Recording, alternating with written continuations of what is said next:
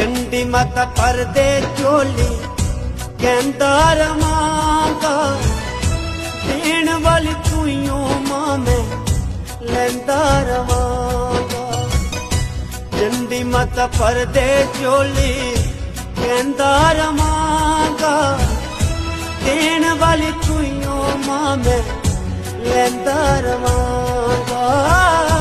देण वाली तूं मां मैं